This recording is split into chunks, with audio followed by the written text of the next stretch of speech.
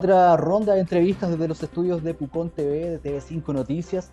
En este momento, en esta instancia, me encuentro, como pueden ver, con el gusto de tener en las pantallas el honor a Inti González, multiinstrumentista, acordeonista, guitarrista, músico, con raíces acá en la región también. Así que, bueno, te damos la bienvenida, Inti. ¿Cómo estás? Gracias, Claudio. Muchas gracias. Bien, contento. Inti, cuéntanos, ¿dónde Y estás ahora? estoy en el puerto de Valparaíso. Tienes ahí Aquí la postal. tengo, tengo la postal de fondo, pero es real, no es postal. Mira, van a pasar cada cierto rato pasan las gaviotas, ya hacen asambleas por aquí cerca, entonces son parte Perfecto. del paisaje. No sé, Bien, es extraño porque es tan urbano todo acá, pero uno se siente igual rodeado de naturaleza. pues El está la océano ahí mezcla. al frente, sí, me encanta. Bien. Bueno, Inti, vamos a empezar un poquito a recorrer tu historia, pero te quiero preguntar en qué estás ahora estas semanas, en qué proyecto, porque ya sabemos que has estado con muchos grupos, con Los Truqueros, con Nano Stern, con Inti Gimani, con Juana Fe. ¿Cuál es el panorama actual de Inti?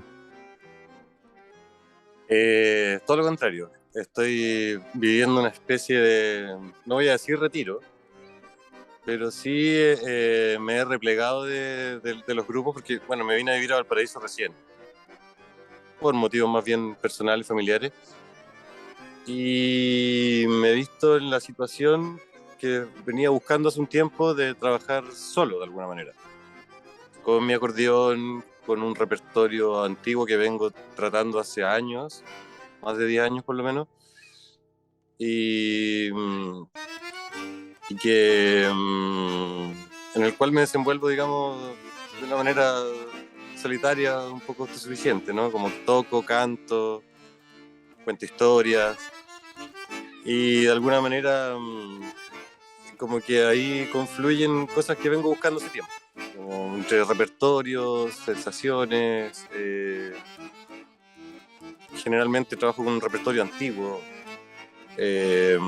más antiguo quiero decir del siglo XX, entre los años 20, 30 y 40. Canciones que han viajado, canciones traducidas a otro idioma, canciones como como de la naturaleza, ¿cómo decirlo?, relacionadas con el tango, pero el tango en el mundo, no solo el tango argentino. Perfecto. Entonces, te has alejado un poquito de este camino de bandas, de grupos, quizás un poco de, Sí, de- de- de la farándula bohemia, pero también claro. tú estuviste trabajando en una de tus últimas producciones con varios músicos, que es Inti González y el Spleen, con el disco Contando Estrellas. Cuéntanos un poquito cómo se Claro. gestó y cómo se desarrolló ese disco, Inti. Eh, bueno, ese disco de alguna manera era un pendiente hace harto tiempo. Se publicó el 2020, lo grabé el 2018, con un repertorio que ya venía arrastrando hace 10 años. Entonces ahí confluye como lo más urgente del repertorio, lo que ya necesitaba grabar como para poder seguir avanzando. Ese disco lo produjo el sello Animales en la Vía, de una manera muy gentil conmigo, que es un sello de jazz que está en Santiago, no sé si lo conoces, lo dirige Roberto Lecaros, hijo. Y en ese proyecto yo tuve la posibilidad de armar dos grupos. Dame un segundito, que hay Dale. un llamado acá. Eh, y que se... Entonces, a ver, voy a ir del principio. Inti González y el Spleen. El Spleen viene siendo un poco en este caso el repertorio, también un poco como los dos ensambles que incluí ahí. Yo sigo trabajando con ese concepto, es como lo que alimenta y alienta lo que voy haciendo. El spleen es un estado de ánimo, también soy yo, ¿caché? Cuando me presento solo también como que voy con mi spleen, por así decirlo. Es una palabra que igual lleva harto tiempo siendo tratada como que refiere a un estado de ánimo, ¿cierto? Que es la nostalgia, la melancolía, el hastío de la vida, un montón de cosas así. Entonces, en ese proyecto armamos dos ensambles, uno con músicos mayores del tango, con el Pollito Vargas en el bandoneón, con Rubén Gaeta en el piano, tremendos músicos. con Jorge Toscano Vidal en el bajo eléctrico. Músicos con una trayectoria tremenda. O sea, y con otro ensamble con guitarras y con trabajo con el mismo Roberto Lecaros, hijo, en el contrabajo, Miguel Molina en la guitarra y Claudia Mena también, la del Enche, en la guitarra. Y tuvimos la suerte también de contar con la participación de mi primer maestro, que es el maestro Roberto Lecaros Venegas, que recién ha fallecido, y que nos acompañó en 2 temas en violín. Todo también con un repertorio de foxtrots. Eso es un disco de foxtrots y valses. La mayoría son argentinos, hay un tema chileno y otro colombiano. Perfecto. Hay una suerte tuya, Inti, de como arqueólogo de la música, como de investigador de estas piezas, de estas joyitas que se han transmitido de generación en generación, y eso también, en eso se basa tu trabajo, como que mucha relación del discípulo al maestro, del maestro al discípulo, de aprender joyitas, quizás de una forma no tan, no sé cómo decir, no tan estructurada como en una carrera universitaria, en una carrera de música, sino que a través de lo que se va curtiendo en el camino de, la- de los juegos de palabras, de los juegos de las cachañas que se dicen en las guitarras, ¿cierto? ¿Cómo ha sido ese trabajo durante tu vida? ¿A qué edad te empezaste a interesar por estas joyitas antiguas? Creo que ahora que lo pienso, bueno, cuando estaba saliendo del liceo en Temuco, escuchábamos rock, éramos más o menos rockeros en nuestra generación, y yo empecé a escuchar, qué sé yo, Los Panchos, boleros, Piazzolla, y ahí como que cambió un poco todo. Apareció también se publicó la música de la Negra Esther, y eso como que también cambió un poco todo para mí.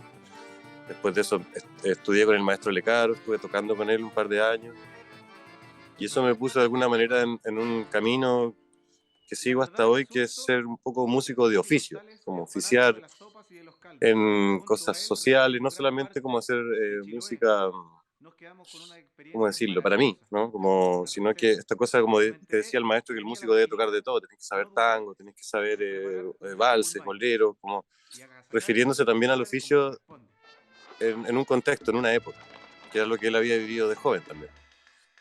Entonces eso como que encendió una llama.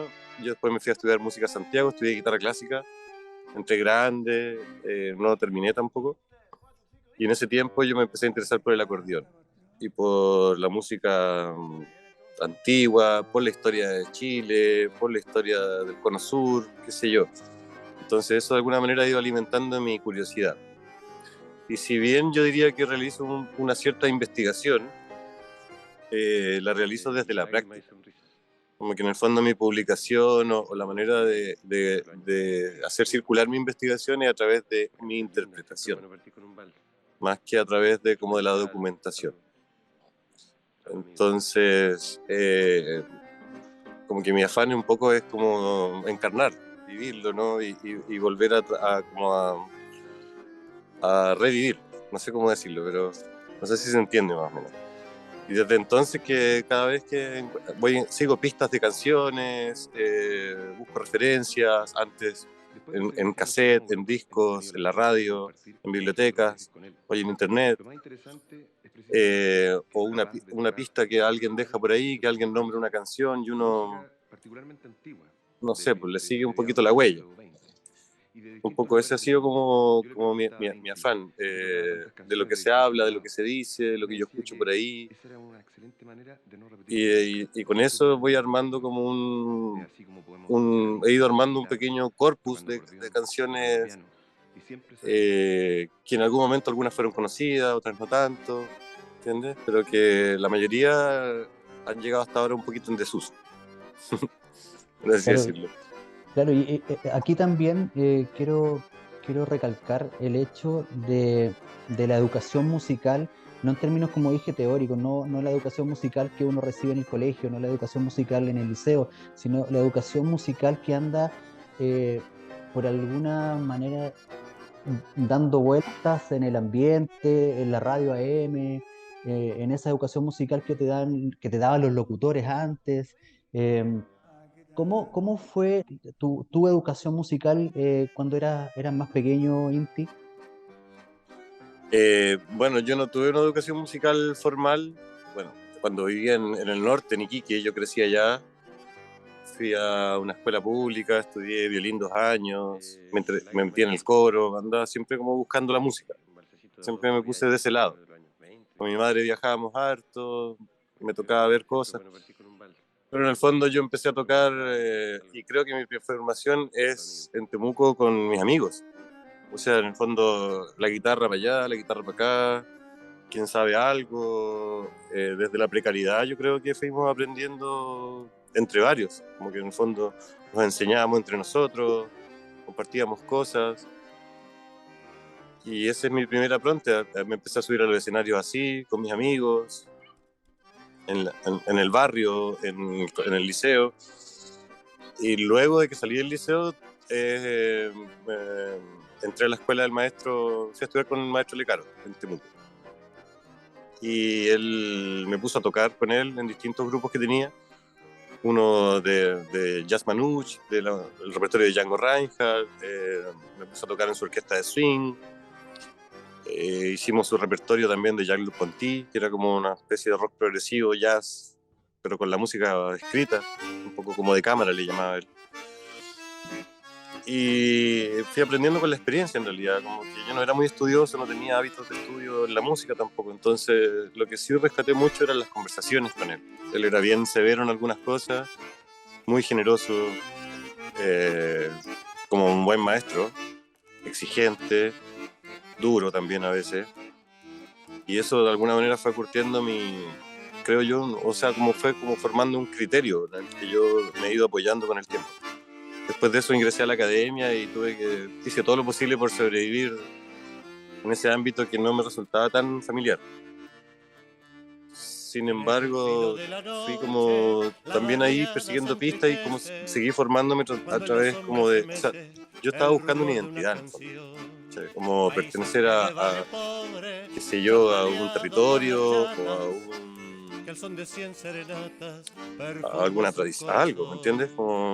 Y eso fue lo que me llevó, bueno, mientras estaba en la universidad, en el conservatorio también, investigué bastante de repertorios nacional, latinoamericano, la historia, digamos, la historia de la música también la abordaba como en Chile, como para poder ir sentando bases de lo que después fue mi trabajo en la cueca. Al final, como que llegué hasta allá. La ola me botó para allá. Desde el rock ya terminaste en la cueca.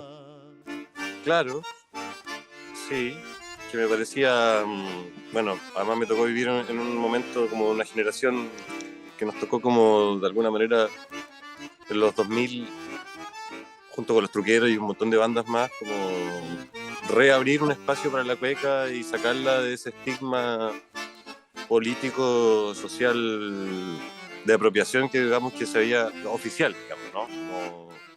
Como que la cueca pertenecía a un sector político y que además había sido oficializada, cuando siempre fue del roto, creo yo. Entonces, y de todo un poco.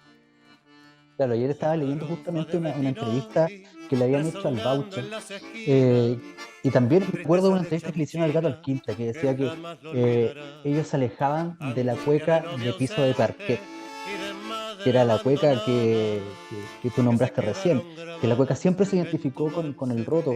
eh, y bueno, y hay varias entrevistas, varias documentales también que habla el mismo Nano Núñez y el Baucha acerca de cómo se enseñaba la cueca, de cómo aprendían ellos la cueca en los bares, en la calle, siendo súper chicos. Claro, yo creo que ellos vivieron una época en la que había como la cueca era como de dominio público, popular, ¿no? Como que mucha gente sabía jugar el juego de la cueca, me gusta llamarlo así, eh, porque algo que viene de antiguo, creo yo, ¿no? Antes de que esto empezara como a circular a través de los medios. que la industria empezara a hacer las grabaciones, antes que como que se empezara de alguna manera a oficializar. Entonces, claro, yo creo que ellos tuvieron la suerte de vivir en una época donde esa práctica estaba muy viva. Algo que nosotros hemos tenido que ir de alguna manera reconstruyendo, ¿no? o reanimando. Oye, ¿cómo ves en estos momentos el oficio de la música más allá del Spotify, más allá de estas personas que, no sé, que profesan una egolatría gigante? ¿Cómo ves el momento actual del oficio de la música como rol en la sociedad? A ver, no sé cómo abordar la pregunta, lo puedo abordar desde mi quehacer en realidad, como que es lo que yo veo, ¿no? Como, en general yo no tengo, o cada día menos tengo pretensiones como de circular a través de la industria musical. O sea, ya yo uso Spotify y como que creo que es una plataforma en la que uno puede, como, no sé, harta gente puede acceder o uno acceder a otras audiencias. Pero en general, yo mismo, o sea, prefiero las audiencias pequeñas, me gusta como el trabajo a escala humana. Entonces, compartir con otros músicos, tratar como de, no sé, en una audiencia para 30 personas uno conversa mucho, ¿no? Como que se sienten cosas de vuelta, no me interesa tanto la figura del artista como que está en otro plano. Me parece que en el caso, sobre todo del oficio, porque también hay, hay, hay formas de la música y del arte que están en otros ámbitos quizás, como en otros quehaceres más experimentales o también como de búsqueda, ¿no? Pero también en mi caso me toca mucho oficiar, ¿no? Como hacer, como cumplir una especie de función social en la música, a través como de lo simple, ¿no? De lo pequeño, de las canciones, de la historia que cuenta la canción, o de dónde viene esa canción, o si esa canción fue haciéndole sentido a las generaciones anteriores, como ir tocando fibras, ¿no? Eso me pasa a mí, es como lo que tiene que ver conmigo. A veces toco una canción que la persona se acuerda de su mamá, de su abuela o de su abuelo, ¿entiendes? Y esas pequeñas sensibilidades o esos pequeños como esas reacciones o son para mí como pequeños logros, ¿no? Como emocionar a una persona para mí es bastante. Es algo que alienta mi trabajo y que, como que hace que todo para mí tenga sentido. Y de ahí viene. Esta es la galleta. Entonces, claro, como que yo cada día busco menos, no sé, como menos como luces, menos destellos, menos aparataje, menos como, no sé cómo decirlo, pero como que busco lo más simple de tocar a escala humana, de llegar a una persona, de tocar mi instrumento. Tengo afanes de experimentación también por otro lado, pero son como a otro plazo, ¿no? Como que son parte paralela de mi quehacer. Como yo vivo de esto y vivo de hacer lo que me gusta hacer, como que elijo mi repertorio, no toco como solo lo que me piden, para nada. Que también eso es como lo que yo asumo como mi responsabilidad. Como yo voy eligiendo mi repertorio, hago la curatoría y la línea editorial de lo que yo digo, pienso y hago. Y transmitir eso creo que es un poco mi labor. Perfecto. O me gusta creer. ¿Cuándo te vamos a tener por acá en el sur? Escucha, fui hace poquito a Temuco porque voy poco y después de la pandemia he estado viajando nada. Pero lo pasé tan bien que quiero volver.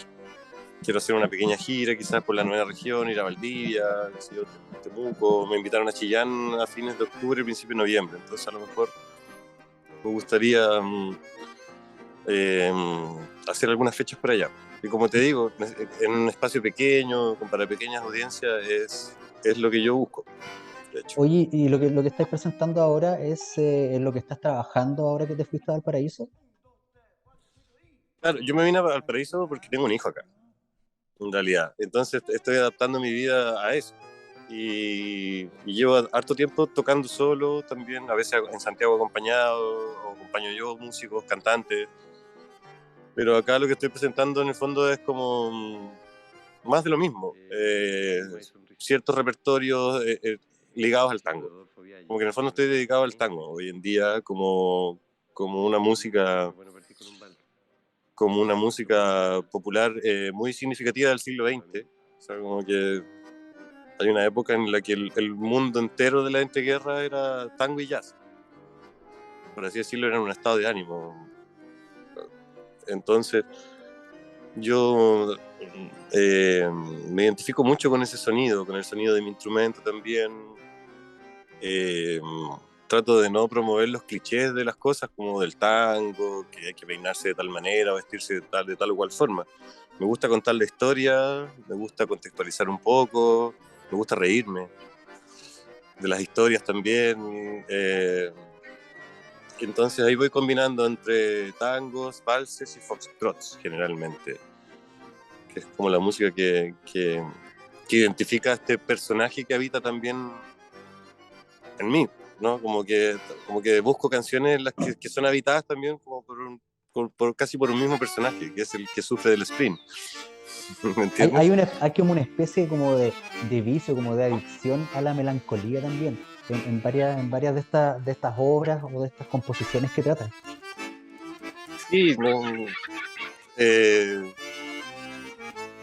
claro, también es un refugio de la realidad,